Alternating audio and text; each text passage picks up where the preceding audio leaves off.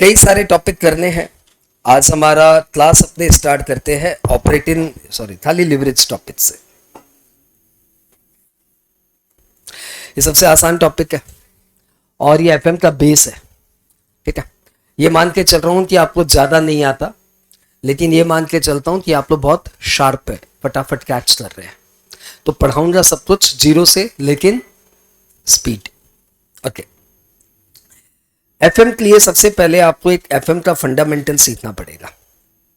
और एफएम का फंडामेंटल है कि ऑब्जेक्ट ऑफ एफएम क्या है। किसी भी कंपनी का ऑब्जेक्ट ऑफ एफएम है उसकी वैल्यू ऑफ फर्म बढ़ाना। क्या बढ़ाना? वैल्यू ऑफ फर्म बढ़ाना। और वैल्यू ऑफ फर्म तभी बढ़ेगी जब वैल्यू ऑफ इक्विटी शेयर बढ़ेगी, क्योंकि वैल्यू ऑफ डिवेंचर कांस्टेंट ही रहता है। तो जितनी वैल्यू ऑफ इक्विटी शेयर बढ़ेगी उतनी वैल्यू ऑफ फर्म बढ़ेगी। और वैल्यू ऑफ इक्विटी शेयर कैसे बढ़ेगी? जितना कंपनी का ईपीएस बढ़ेगा उतना वैल्यू ऑफ इक्विटी शेयर बढ़ेगी। क्लियर? यानी किसी भी कंपनी का मेन ऑब्जेक्ट है अपना फर्म की वैल्यू बढ़ाना, यानी इक्विटी शेयर की वैल्यू बढ़ाना, मतलब अर्निंग पर शेयर बढ़ाते दिखाना। ठीक है, इसलिए सारी कंपनी यही चाहती है कि जब शेयर होल्डर्स के पास रिपोर्ट जाए तो प्रॉफिट बहुत ज्यादा दिखाई जाए। इसलिए कंपनी वाले शेयर होल्डर्स को जो अकाउंट्स दिखाते हैं उसमें प्रॉफिट बढ़ाते दिखाते हैं, और जब इनकम टैक्स वालों को अपना अकाउंट्स दिखाते हैं तो प्रॉफिट रिड्यूस करके दिखाते हैं। बेचारे इस कंट्रोवर्सी में फंसे हुए हैं। एनी हाउ, अपने को इन सबसे लेना देना नहीं है, अपने अपने टॉपिक पे आते हैं। अब ये ईपीएस यानी अर्निंग पर शेयर निकालेंगे कैसे? अच्छा, पहले ये बता दूं, तुम्हारा जो टेलीग्राम ग्रुप है ना, उसमें एक पीडीएफ डाला है, जस्ट अभी डाला है, तो वो आप एक बार देख लो। जो यहाँ पे लिखने की मैं कोशिश कर रहा हूँ, काम की बातें सब उसमें ऑलरेडी है। बोलो तो दिखा देता हूँ, उसी से दिखा दो।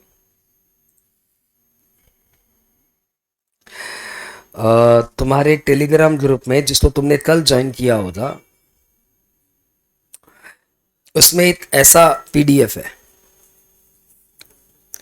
BCom महामेला 6 semester FM. उसमें सबसे पहले मैंने यही दिया है, कैलकुलेशन ऑफ ईपीएस। ठीक है, तो कोई चाप नहीं है कि आप साथ साथ लिख पा रहे हो कि नहीं लिख पा रहे हो। सारा कंसंट्रेशन करो कि आप सीख पाओ।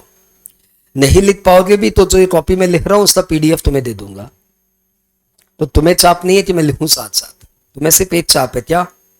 कैच करो फटाफट।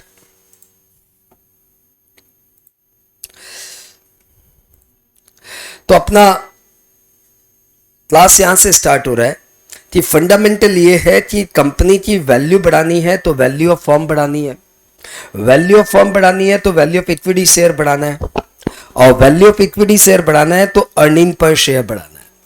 अब प्रश्न आता है, ये अर्निंग पर शेयर निकालेंगे कैसे? How to calculate this earning per share? Okay, आओ उसी की बात करें। अर्निंग पर शेयर निकालने के लिए सबसे पहले आपको चाहिए ईबीआईटी। ईबीआईटी मतलब earning before interest and tax. Earning before interest and tax में से आप इंटरेस्ट हटाइए, कोई भी तरह का इंटरेस्ट हो। It may be interest on debenture, it may be interest on loan, उसको हटाइए आप। जब इंटरेस्ट माइनस हो जाएगा तो आएगा क्या? Earning before tax. इसको दूसरी भाषा में प्रॉफिट बिफोर टैक्स भी बोल सकते हैं। इसमें से आप माइनस करेंगे टैक्स। टैक्स माइनस होने के बाद जो बचेगा उसको आप प्यार से बोलेंगे पैट, यानी profit after tax. Profit after tax में से आप माइनस करिए preference share dividend. Preference share dividend minus करने के बाद जो बचेगा ना, उसको आप नाम देंगे क्या? Earning available for equity share holder. फिर से बोलिए, earning available for equity share holder. ये जो आ गया, इसको आप डिवाइड करिए नंबर ऑफ इक्विटी शेयर से, इक्विटी शेयर से, और ये आपका आ गया अर्निंग पर शेयर। अच्छा, इसको याद करना पड़ा कि ये बहुत सिंपल है। ये तो बहुत सिंपल है यार। पहले आपकी प्रॉफिट निकालेंगे, फिर इंटरेस्ट हटाएंगे, फिर जो बचेगा उसमें से टैक्स हटाएंगे तो पैट आएगा, पैट में से 2 जन को पैसा देना है, प्रेफरेंस शेयर होल्डर को, इक्विटी शेयर होल्डर को। प्रेफरेंस शेयर होल्डर को पैसा देने के बाद जो बचा वो सब किसके लिए, इक्विटी शेयर होल्डर के लिए। तो this is called earning available for equity share holder, और उसको divide by number of equity share किए, ईपीएस आ गया। अब इस फ्लो को यूज करेंगे हम लोग, और हमारा लिवरेज टॉपिक यहां से शुरू होता है। सर आप हैंडराइटिंग अच्छी रखिएगा, हाँ ठीक है, ओके। लिवरेज टॉपिक को हम लोग 3 पार्ट में डिवाइड करते हैं। एक है doll, degree of operating leverage, degree of financial leverage and degree of complete leverage. इसको प्यार से ऑपरेटिंग लिवरेज बोलते हैं, इसको प्यार से फाइनेंशियल लिवरेज बोलते हैं, और इसको प्यार से टोटल लिवरेज या कंबाइंड लिवरेज, अरे वाह तुम्हें पता है यार, बचा लिया तुमने आज, कंबाइंड लिवरेज बोलते हैं। अब ऑपरेटिंग लिवरेज का फॉर्मूला है ईबीआईटी बाई ईबीटी, यानी बेसिकली इन दोनों में डिफरेंस क्या चीज का, इंटरेस्ट का डिफरेंस है। और इसमें डीएफएल या कुछ भी नशे में हूं, थोड़ा रात का उतरा नहीं है अभी तक। कंट्रीब्यूशन बाय ईबीआईटी, और इन दोनों में डिफरेंस क्या है, सिर्फ फिक्स कॉस्ट का डिफरेंस है। और यह आ गया ईबीआईटी बाई ईबीटी, जैसे बोला ना इंटरेस्ट का डिफरेंस, तभी दिमाग में समझ में आ जाती है, फाइनेंस की बात भी कर रहा है। तो ये कंपनी का कंट्रीब्यूशन बाई ईबीआईटी मतलब फिक्स कॉस्ट का खाली डिफरेंस है, और यहाँ पे खाली इंटरेस्ट का डिफरेंस है, और ये है कंट्रीब्यूशन बाई ईबीटी, यानी इसमें इंटरेस्ट और फिक्स कॉस्ट दोनों का डिफरेंस है। अच्छा, ये फॉर्मूला चला हुआ है on the assumption that there is no preference dividend. यदि प्रेफरेंस डिविडेंड हुआ तो ये फॉर्मूला काम नहीं करेगा। ठीक है, ठीक है, चलो आगे बढ़ते। तो ये आ गया लिवरेज। लिवरेज में 3 पार्ट हो गए, डॉल, डीएफएल, डीसीएल। डॉल मतलब कंट्रीब्यूशन बाय ईबीटी, डीएफएल मतलब ईबीआईटी बाय ईबीटी, डीसीएल मतलब कंट्रीब्यूशन बाय ईबीटी। यहां तक सबको क्लियर ही था। करेंगे कैसे सम में आपको इंफॉर्मेशन दी रहेगी सब कुछ, कि एक कंपनी है जिसका सेल्स है 200 लाख, वेरिएबल कॉस्ट है 60 लाख, फिक्स कॉस्ट है 40 लाख, इंटरेस्ट कॉस्ट है 50 लाख, और टैक्स है 40%। और आपको पूछा जाएगा find DOL, DFL, DCL and EPS. हम बोला निकाल देते, ये तो बहुत आसान सब है, फटाफट निकाल देते हैं। तो सॉल्यूशन कैसे करेंगे, पहले सेल्स लेंगे, कितना था, पहले सेल्स, यहां से सॉल्यूशन यहां करते थे। पहले सेल्स लेंगे 200 लाख, इसमें से वेरिएबल कॉस्ट हटाए, फास्ट 60 लाख, फास्ट बोलना चाहिए आपको आंसर्स। सम बना नहीं रहे हो तो डेटा तो बताओ। ये आ गया कॉन्ट्रीब्यूशन, कंट्रीब्यूशन में से फिक्स कॉस्ट हटेगा, आएगा 40, इसको प्यार से बोलेंगे ईबीआईटी 100, इसमें से इंटरेस्ट हटाएंगे 50, ये बचा 50, इसमें से टैक्स हटाएंगे 40%, बोले तो 20। अब जो बचेगा उसको बोलेंगे earning available for equity share holder 20। Submit information missing है, number of equity share 2 lakh. ठीक है, तो divided by number of equity share 2 lakh, तो this divided by this equal to 15 आ गया ईपीएस। इस कंपनी का ईपीएस हो गया अर्निंग पर शेयर 15 रुपए, बहुत अच्छा ईपीएस है ये। हाँ, अब डॉल कैसे निकालेंगे, डॉल का फॉर्मूला बता दो, कंट्रीब्यूशन बाय ईबीआईटी। कंट्रीब्यूशन बताना 140 लाख, ईबीआईटी बताना 100 lakh equal to 1.4। DFL formula बताओ, ईबीआईटी बाई ईबीटी। ईबीआईटी कितना है 100 और ईबीटी कितना है 50, याद 2। और DCL degree of combined leverage बताइए, कंट्रीब्यूशन बाय ईबीटी। कंट्रीब्यूशन कितना है 140, ईबीटी कितना है 50, या 2.8। तो ये बहुत ही फास्ट में हमने सिर्फ 3 से 4 मिनट में सीख लिया। डॉल क्या है, डीएफएल क्या है, डीसीएल क्या है। ये आई होप यहाँ पे बैठे सब बच्चे को आता था। ठीक है, चलो आगे बढ़े। अब आप मुझे ये बताओ कि ये डॉल जो नजर आ रहा है यहाँ पे 1.4, ये क्या यूज का है, what is the use of it. और डीएफएल जो यहाँ पे नजर आ रहा है 2, ये क्या इंडिकेट कर रहा है। और डीसीएल जो आ रहा है 2.8, इसका क्या तात्पर्य है।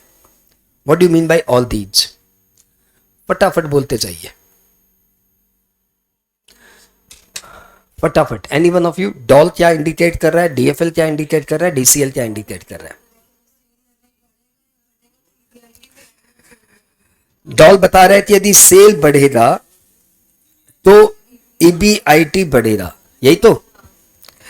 और ये इंडिकेट कर रहा है जितना सेल बढ़ेगा उसका 1.4x, तुम्हारी भाषा में 1.4x ईबीआईटी बढ़ेगा, यानी 1.4 टाइम्स ईबीआईटी बढ़ेगा। डीएफएल 2 क्या इंडिकेट कर रहा है कि जितना ईबीआईटी बढ़ेगा उसका 2x आपका ईबीटी बढ़ेगा, उसका 2 टाइम्स आपका ईबीटी बढ़ेगा। जितना भी ईबीआईटी बढ़ाना है बढ़ा लो, ईबीटी 2x बढ़ेगा। और डीसीएल इंडिकेट कर रहा है कि यदि सेल जितने से बढ़ेगा तुम्हारा ईबीटी उसका 2.8 टाइम्स बढ़ेगा, यानी 28% बढ़ेगा। मैं बढ़ेगा बढ़ेगा इसलिए बोल रहा हूं ताकि अच्छा लगे, अदरवाइज ये बातें रिवर्स भी अप्लाई होगी। यदि सेल आपकी 10% गिरेगी तो डिग्री ऑफ कंप्लीट लिवरेज बोलता है कि आपका ईबीटी 28% गिरेगा। यानी लिवरेज का लिटरल मीनिंग यहां पे है रिस्क। ये ऑपरेटिंग रिस्क को इंडिकेट कर रहा है क्योंकि आपकी कंपनी में फिक्स कॉस्ट है। ये फाइनेंशियल रिस्क को इंडिकेट कर रहा है क्योंकि आपकी कंपनी में फिक्स फाइनेंशियल एक्सपेंडिचर्स है। और ये दोनों मिला के इंडिकेट कर रहा है कि कंपनी में कितना रिस्क है। जिस कंपनी का फिक्स कॉस्ट 0 रहेगा, इंटरेस्ट 0 रहेगा, उसका नियम बहुत सिंपल है। यदि सेल 10% बढ़ेगा तो ईबीआईटी भी 10% बढ़ेगा और ईबीटी भी 10% बढ़ेगा, क्योंकि आपकी कंपनी में कोई रिस्क ही नहीं है, 0 रिस्क। सेल घटेगा तो यह भी घटेगा, कोई अलग से फैक्टर नहीं है।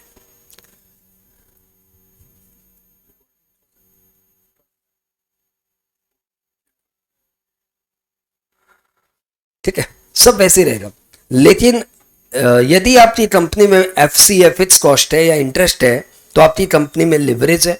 यदि कंपनी में लिवरेज है तो आपका जितना सेल बढ़ेगा उसका कुछ एक्स मल्टीपल टाइम्स में आपकी ईबीआईटी या ईबीटी बढ़ेगी, एंड वाइस वर्सा।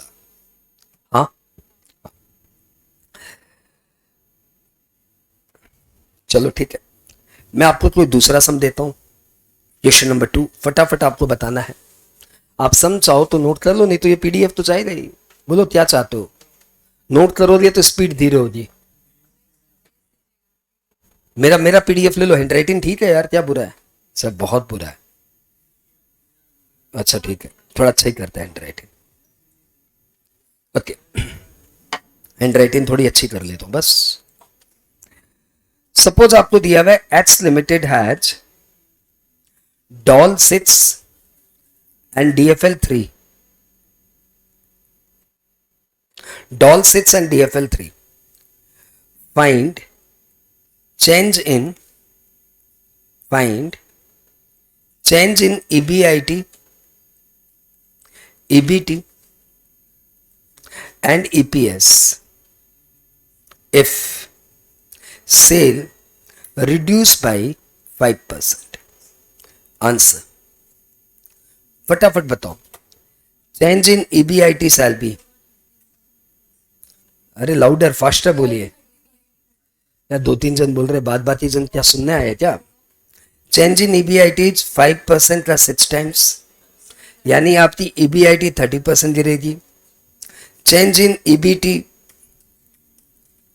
ये भी आपका लाउडर कितना परसेंट गिरेगा, अरे फटाफट बताओ। चेंज इन ईबीटी कितना आएगा। कोई कॉन्सेप्चुअली नहीं सीख रहा है, सब आंखें खोल के बैठे हैं। मुंद्रा जी धीरे पढ़ाइए, इनको समझ में कुछ नहीं आ रहा है, ये फॉल्स नोडिंग कर रहे हैं। ठीक है, तो बेटा चेंज इन ईबीटी क्या इंडिकेट कर रहा है, डीएफएल क्या इंडिकेट कर रहा है, जितने से तुम्हारा ईबीआईटी गिरेगा उसका मल्टीपल टाइम्स तुम्हारा ईबीटी गिरेगा। अब कितना multiple times, DFL multiple times. अब बताओ तुम्हारा डीएफएल कितना है, 3। अब बताओ तुम्हारा ईबीआईटी कितने से गिर चुका है, 30%। तो तुम्हारा ईबीटी कितने से गिरेगा, मल्टीपल टाइम्स गिरेगा, यानी 90% आपका ईबीटी गिरेगा। ये है लिवरेज। तो सेल तो 5% गिरना बहुत ही पॉसिबल रहता है ना, 5% सेल तो किसी का भी कभी भी गिर सकता है, लेकिन आपकी प्रॉफिट सीधी 90% गिरेगी और उतने से ही ईपीएस भी गिरेगी। अर्निंग पर शेयर 90% गिर गया ना तो शेयर मार्केट धड़ाम हो जाएगा आपका, फटाफट रेड सर्किट लग जाएगा आपका। बात क्लियर? यह है लिवरेज का पावर। चलो दूसरा एग्जांपल लेता हूं, फिर से ट्राई करूंगा। सपोज आपको दिया हुआ है sales 200 lakh, variable cost 40%, fix cost 40 lakh, 10% debenture है कंपनी के पास 200 लाख के, लोन है 12% कंपनी के पास 300 लाख का, और इक्विटी शेयर कैपिटल है कंपनी के पास ऑफ 10 ईच 100 लाख के। ठीक है, आपसे पूछा जा रहा है फाइंड डॉल, डीएफएल, डीसीएल, हाँ, एंड ईपीएस। और एक चीज और पूछा जा रहा है, क्या स्टेट चेंज, बताइए क्या परिवर्तन आएगा इफ सेल इंक्रीजेज बाय 10%। मतलब ये परफेक्ट लिवरेज का समय, मुझे लगता है कि ऑर्डिनरी पेपर बनेगा तो यही समय आएगा। ठीक है, चलो शुरू करते हैं। सबसे पहले हम लोग क्या निकालेंगे, सबसे पहले हम लोग वो ईपीएस निकालते हैं। सेल्स कितना है 200, वेरिएबल कॉस्ट कितना है 80। बोलते जाओ ना यार, तुम बोल नहीं रहे हो, तुम्हारी प्रॉब्लम है, पार्टिसिपेशन की कमी है। हाँ नहीं 120 क्या, ये तो मुझे भी पता 120। हिंदी बताओ, इंग्लिश क्या बता रहे हो आप। उसके से बाद फिक्स कॉस्ट माइनस करेंगे 40, या ईबीआईटी 80 में से क्या हटाऊं, इंटरेस्ट कितना, डिवेंचर पे इंटरेस्ट है 20 और लोन पे इंटरेस्ट है 36। 56 हटा दिया तो आपका ईबीटी आ गया 24। अब इस ईबीटी से, अरे यार सब में टैक्स नहीं दिया हुआ था, टैक्स दे दिया 30%। अब आपको टैक्स दे दिया 30%, तो 7.2, यह आ गया 16.8। अब 16.8 आ गया आपका earning available for equity share holder, क्योंकि प्रेफरेंस शेयर तो है नहीं। अब इस 16.8 में से आप डिवाइड करिए number of equity share. How many number of equity share, number of equity share बताओ। इक्विटी शेयर कैपिटल है 100 लाख और एक शेयर है 10-10 रुपए का, तो आपका नंबर ऑफ इक्विटी शेयर हो गया 10 लाख, तो आपका ईपीएस हो गया 1.68। ये फ्लो दिमाग में बैठ गया क्या, सुबह से चौथी या पांचवी बार कर दिया हूं, ये बैठ गया ना। हाँ, अब आपको क्या निकालना है, डॉल, डीएफएल, डीएसएल निकाल देते फटाफट। डॉल बताओ। सिस्टर आप लिखने में बहुत टाइम वेस्ट कर रही हो, आप लर्न करने में मेहनत करो। आप एक दिन में चेंज नहीं होगी मुझे पता है, लेकिन फंडामेंटल ये है कि आप ध्यान दीजिए। लिख तो अपने लेंगे ही जाएगा आपके पास, ठीक है ना, घर में आराम से लिखना भी हो जाएगा, उस समय रिवीजन भी हो जाएगा। डॉल, डॉल बताओ, फॉर्मूला बोले, राइट एग्जैक्टली, इसी तो सही पढ़ाई बोलते हैं। कंट्रीब्यूशन बाय ईबीआईटी, कंट्रीब्यूशन बताओ 120, ईबीआईटी बताओ 80, इक्वल टू 1.5। DCL बोल दो फटाफट, EBIT बाई EBT। दीदी तुम समझो यार, गलतियां कर रहा हूं तो मतलब जल्द जाहिर करना जरूरी है। EBIT 80, EBT 24, बताओ 80 डिवाइडेड 3.33। और DCL निकालने के आपके पास दो तरीके थे, आप ऐसे भी निकाल सकते हो डॉल इंटू DFL, यानी 3.33 इंटू 1.5 इक्वल टू सीधा सीधा 5। DCL आ गया आपका 5। अब आपसे पूछा जा रहा है कि बताओ यदि सेल 10% से बढ़ेगा तो क्या होगा। तो हमने बोला सेल यदि 10% से बढ़ेगा तो डॉल अपना कमाल दिखाएगा। डॉल अपना कमाल ये दिखाएगा कि वो EBIT को 1.5 टाइम्स बढ़ा देगा, 10% इंटू 1.5 टाइम्स, तो आपकी EBIT 15% बढ़ जाएगी। फिर DFL अपना कमाल दिखाएगा। DFL बोला EBIT 15% से बढ़ा, और मैं 3.33 हूं, तो वो बोल रहा है आपका EBT, जिसको आप अर्निंग पर शेयर भी बोल सकते हो, ये आपका 50% बढ़ जाएगा। जब सेल 10% बढ़ा और उधर अपना EPS 50% बढ़ा, कंपनी बम बम, शेयर मार्केट तो उछल जाएगा। इसलिए सेल इतना इंपॉर्टेंट है भाई, सेल बढ़ गया सब सही। आई होप ये सब क्लियर, यहां तक घुट्टा हो चुका है, कॉन्सेप्चुअली भी क्लियर है। थोड़ा सा आगे बढ़ते हैं, अब अपने कर रहे हैं what if preference share is there. What if preference share is there, यदि प्रेफरेंस शेयर सम में है तो क्या करना है। तो फॉर्मूला हल्का सा चेंज करूंगा, वो भी सिर्फ DFL का। DFL का फॉर्मूला हल्का सा चेंज हो जाएगा, नया फॉर्मूला हो जाएगा EBIT divide by EBT minus preference dividend 1 minus T। हल्का सा फॉर्मूला चेंज हुआ। आप इसको प्रेफरेंस डिविडेंड 1 माइनस T को ऐसे आप बोल सकते हो प्रेफरेंस डिविडेंड बिफोर टैक्स, लेकिन प्रेफरेंस डिविडेंड तो हमेशा आफ्टर टैक्स निकलता है, इसलिए इसको आप ऐसे निकालते हो EBIT by EBT minus preference dividend, this divide by 1 minus T। चलो बढ़िया।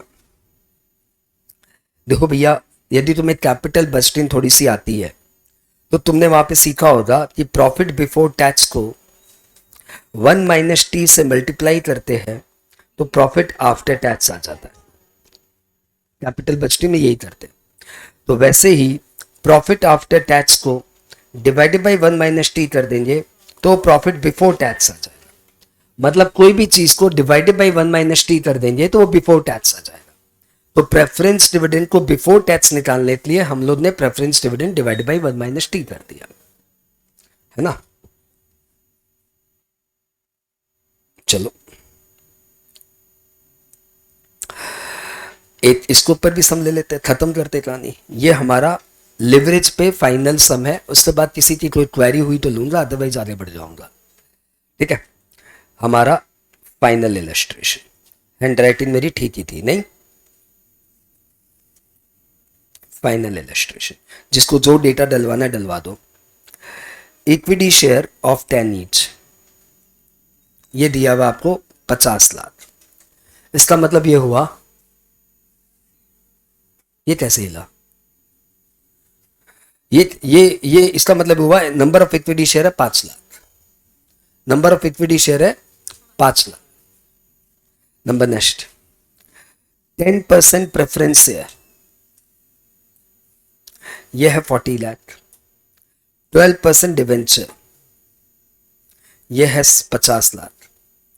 14% लोन, यह है 100 लाख।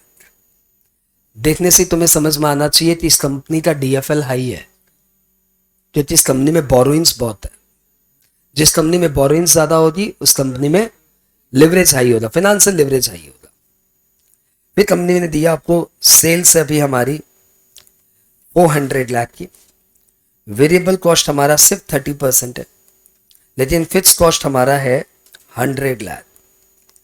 ये फिर इंडिकेट कर रहा है कंपनी का ऑपरेटिंग लिवरेज भी बहुत हाई है, क्योंकि कंपनी का फिक्स कॉस्ट बहुत ज्यादा है, 100 लाख। ओवरऑल ये कंपनी देखने से मालूम पड़ रहा है रिस्की कंपनी है। बच्चे पूछते हैं कि एफएम हमें शेयर मार्केट में कैसे सपोर्ट करता है। एफएम देखो शेयर मार्केट का एकदम अपरेंटली बताता है ये चीज। जिसको लिवरेज का फंडा क्लियर है वो इसको देखते डेटा देखते बोलेगा भाई रिस्की कंपनी है। यदि इस कंपनी का जरा सा भी मार्केट डाउन हुआ ना तो ये कंपनी डुबा देगी, बहुत हाईली रिस्की कंपनी है। चलो ठीक है। फिर आपको बोला गया कि टैक्स रेट है जो इंडिया की अभी चल रही है 25%। आपको बताना है फाइंड ऑल लिवरेज, सारे लिवरेज आपको बताने, और ये भी बताइए इफ सेल रिड्यूस बाय 5% तो क्या होगा। देन इम्पैक्ट ऑन ईपीएस, सब साथ में। चलो शुरू करते। सबसे पहले अपना वो फॉर्मेट, सेल्स बताइए 400 lakh minus variable cost 120 lakh, contribution बहुत हाई है 280 लाख, लेकिन फिक्स कॉस्ट देखो कैसे मार दिया 100 लाख। ये कंपनी का EBIT आ गया 180 लाख में से इंटरेस्ट हटेगा। डिवेंचर का इंटरेस्ट है 6 लाख और लोन का इंटरेस्ट है 14 लाख। 14 से 20 हटा दो, EBT आ गया 160 लाख। डेटा थोड़ा कम पड़ गया, इसको 500 लाख करो यार, और इसको 800 लाख करो। डेटा मैंने चेंज किया तो ये हो गया 500 का 12% 60 लाख, और ये बताओ 800 का 14% 112 लाख। ये बचा 172 8 लाख। 8 लाख में से आप टैक्स हटाइए 2 लाख। अब बचा प्रॉफिट आफ्टर टैक्स। डेटा अभी भी दलता है, डेटा बहुत खराब है, कोई बात नहीं। अब इसमें से आप प्रेफरेंस डिविडेंड हटाइए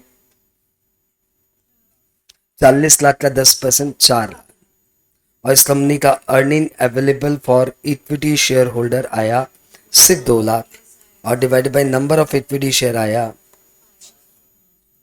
5 लाख। सारे डेटा लैट्स में है, इसलिए इसका EPS आ गया सिर्फ 40 पैसे। इस कंपनी का EPS आ गया सिर्फ 40 पैसे, 40 पैसे पर शेयर। ये डेटा इंडिकेट कर रहा है कि कंपनी का डॉल जो है वो है कंट्रीब्यूशन बाय EBIT। बोले तो कंट्रीब्यूशन 280, EBIT 180, 1.56। DFL इस कंपनी का है EBIT by EBT minus preference dividend 1 minus T, तो EBIT है 180, EBT है 8 लाख, प्रेफरेंस डिविडेंड है 4 लाख डिवाइडेड बाई 0.75,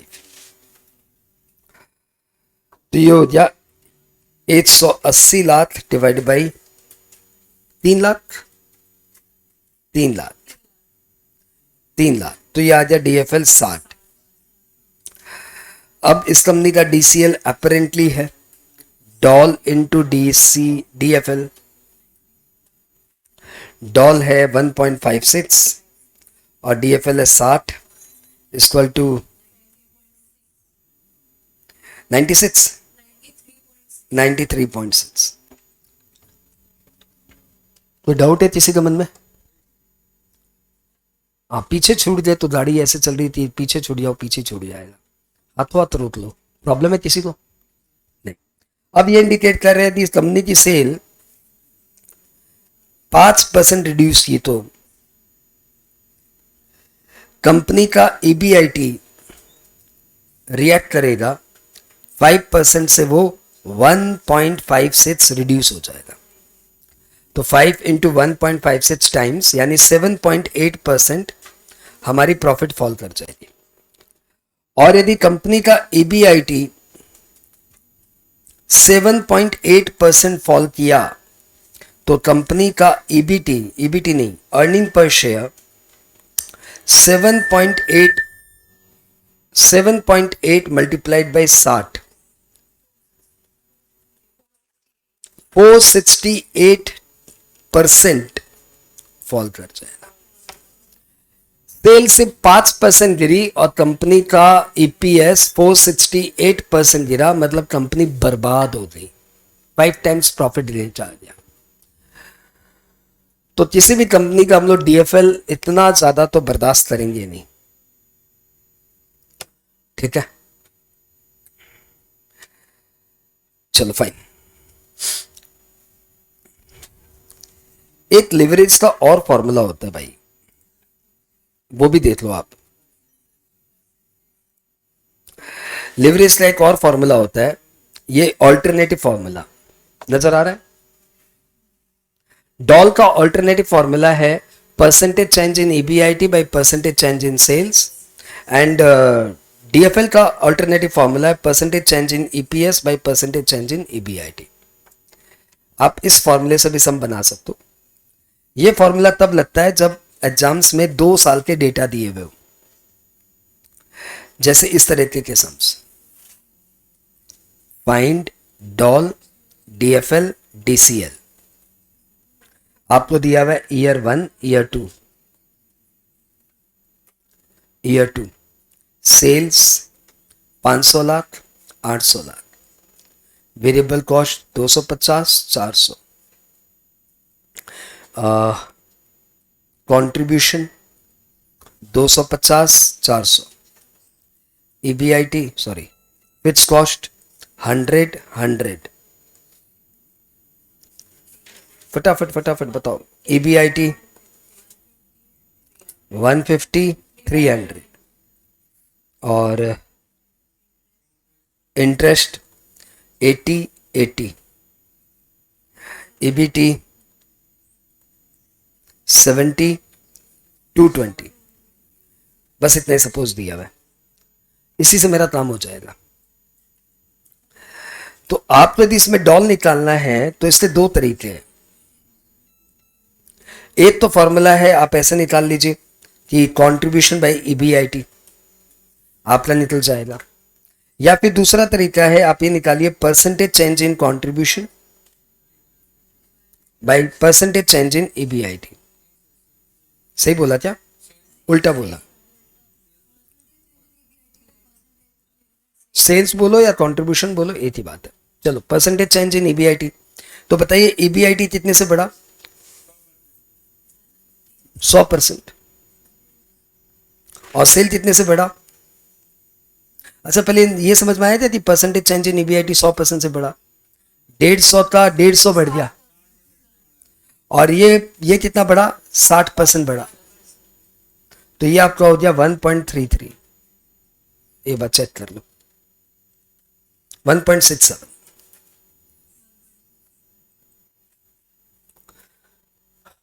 ये क्लियर होना चाहिए आपको, आप फॉल्स मत बोलिए मेरे को। बताइए सेल्स कितने से बढ़ा? 500 से 800, यानी 300 बढ़ा। 300 डिवाइड बाय 500 मतलब 60% बढ़ा है, तो देखो सेल 60% बढ़ा है। और ईबीआईटी कितने से बढ़ा? 150 से, तो 150 डिवाइड बाय 150 मतलब 100% बढ़ा है। यस, हाँ। अब वैसे ही आप डीएफएल कैसे निकाल सकते हो? Percentage change in EBT divided by percentage change in EBIT. मैं दोबारा बोलूं, प्रेफरेंस शेयर जब तक नहीं है ना, तब तक ईबीटी बोलो ईपीएस बोलो, एक ही बात है। प्रेफरेंस शेयर होगा तो ये चेंज हो जाएगा। तो परसेंटेज चेंज इन ईबीटी बताओ कितने से ईबीटी बढ़ा? 70 था, 150 से बढ़ गया, यानी कितना बढ़ा? 150 डिवाइडेड बाय 70, 214। चल भाई 214.28 बस, ठीक है। और डिवाइडेड बाई ईबीआईटी कितने से बढ़ा? 100 से, तो 2.14 अपना हो गया DFL। जब भी 2 साल का डेटा रहेगा ना तो ये मेथड ही काम आएगा, ये मेथड ही काम आएगा। लेकिन एग्जाम्स में ज्यादातर ये देता है, इसलिए हमने इसको ऊपर 2-3 सम बना लिए, बस बात खत्म।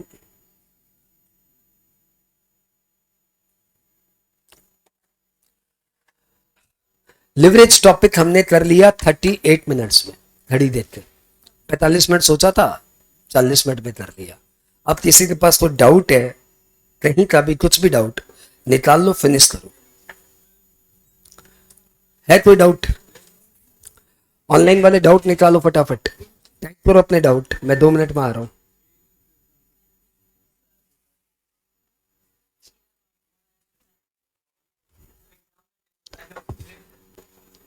सनी श्याम 0.75 कहां से आया सर? अब कहां पाला 0.75? 0.75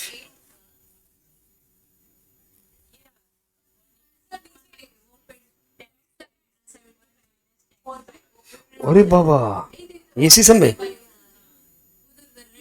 अरे भाई साहब, ये 1 - T, टैक्स रेट है 25%,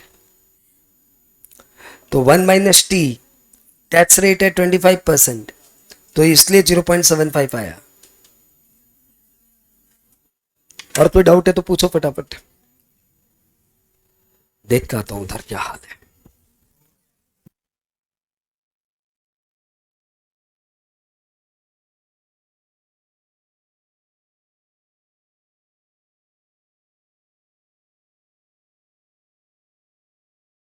छोड़ दिया?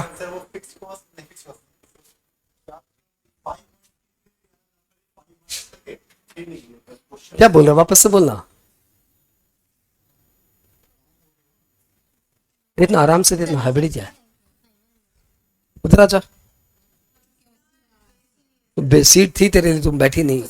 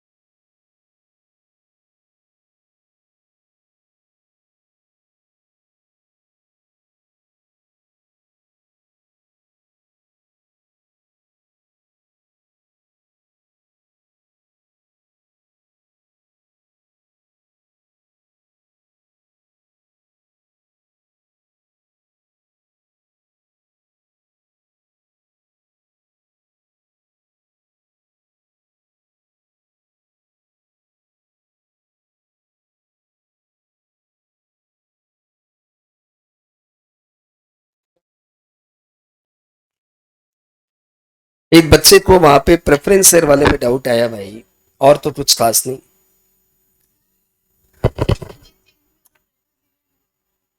कोई फर्क नहीं पड़ेगा, फिर परसेंटेज चेंज इन ईबीटी की जगह हम लोग सीधा ईपीएस लेते। यदि यहाँ पे मैंने ईबीटी ले लिया ना, फिर यदि प्रेफरेंस शेयर भी होता तो मैं यहाँ पे ईपीएस लेता, ईबीटी से काम नहीं लेता। ठीक है, एक बच्चे को ये प्रेफरेंस शेयर वाला सम थोड़ा कम क्लियर हुआ, उसको एक बार वापस से धीरे धीरे समझाते। वैसे भी यहाँ पे भी सनी परेशानी था 0.75। एक इलस्ट्रेशन और लेते हैं, ठीक है। आपको समय दिया हुआ है equity share 500 lakh of 10 each, 12% preference share, साथ में रहना भाई, हाँ, 400 लाख, 14% डिवेंचर 1000 लाख, 1000 लाख, और उसके बाद दिया हुआ है टैक्स रेट 30%, और sales 1000 lakh, variable cost 40%, fix cost 200 lakh. आपको बोला गया फाइंड लेवरेज। दोस्त साथ में रहना और ध्यान देना, हाँ मैं एकदम धीरे हूं अभी। सेल्स अपना हो गया 1000 लाख, माइनस वेरिएबल कॉस्ट, देखो बेटा 40% दिया हुआ है, ये 40% सेल्स को ऊपर लगाइए, आएगा 400 लाख, 600 लाख आया। फिक्स कॉस्ट सब में दिया हुआ है 200, माइनस कर दीजिए, ये आ गया 400 लाख। इसको आप इंग्लिश में बोलते हो कंट्रीब्यूशन, और इसको आप बोलते हो ईबीआईटी। अब इसमें से हटाइए इंटरेस्ट। इंटरेस्ट 1000 का 14%, 140 लाख, तो आपका आ गया ईबीटी 260 लाख। यहां तक आप कंफर्टेबल हो। अब इसमें से टैक्स हटाइए, टैक्स 30% है, 30% इसका लगाएंगे 78 आएगा, ये आ गया 182 लाख। इसको हम लोग बोलेंगे earning available for equity share holder. इसमें से divided by number of equity share करेंगे 182, ठीक है ठीक है ठीक है। अब प्रेफरेंस डिविडेंड माइनस करिए। प्रेफरेंस डिविडेंड आपका 400 लाख का 12%, यानी 48 लाख। 182 में से 48 हटाइए, 134 लाख। इसको बोलिए earning available for equity share holder. अब this divided by number of equity share. Number of equity share कितने हैं? 50। 50 यहां से आया क्लियर, 50 लाख, 50 लाख। तो आपका ईपीएस आ गया 134 डिवाइडेड बाई 50 इक्वल टू 2.68। ये ईपीएस निकालने का प्रोसीजर था, ये अलग चीज है। हाँ, अब हमें निकालना है डॉल। डॉल का फॉर्मूला है, हमेशा एक ही फॉर्मूला है, कंट्रीब्यूशन बाय ईबीआईटी। कंट्रीब्यूशन है 600 लाख, ईबीआईटी है 400 लाख, तो ये तो बहुत सिंपल हो गया 1.5। अब आपको भाई साहब जिसमें डर था ना, वो मैं वापस लेके आता हूँ। पहले फॉर्मूला आप धीरे धीरे लिखिए, EBIT by EBT minus preference dividend by 1 minus T. T मतलब टैक्स रेट। तो ईबीआईटी तो भैया दिया वही है, मतलब निकाले ही अभी 400 लाख। ईबीटी तो निकाले ही है 260 लाख। यहां तक ठीक है। अब इसके बाद ईबीटी के बाद टैक्स प्रेफरेंस डिविडेंड कितना है? 48। इस 48 को कर दीजिए 1 माइनस टैक्स रेट। अब बताइए टैक्स रेट कितना होता है? 30%। अब देखो दोस्त, तुमको ये बात समझना पड़ेगा कि 30% को हिंदी में 0.3 कहते हैं। देखो मैं तुम्हें करके दिखाता हूं। 30% को हिंदी में लिखेंगे, मैथ्स में लिखेंगे 30/100, तो हिंदी में आएगा 0.3। ये इंग्लिश है, ये मैथ्स है, ये हिंदी है, ठीक है। तो आपका टैक्स क्या आया? 0.3 हिंदी वाला। तो इसको आपको लिखना है 400 लाख 260 माइनस 148 डिवाइडेड बाई 0.7। मैंने पिछले समय क्या पाप कर दिया था मालूम? मैंने सोचा बच्चे बहुत होशियार है, चलो सीधा 0. तो मैंने सीधा क्या किया, यहाँ पे 0.75 लिख दिया था। वो मेरी गलती थी, मुझे ऐसे ज्यादा होशियारी नहीं मारनी चाहिए थी, मुझे ऐसे ही करना चाहिए था। तो 400 lakh 260 minus preference dividend divided by 0.7 करना था, 68.57। अब आप समझ गए भाई साहब, अब क्या बताऊं? छोड़ दे? नहीं सर, 2.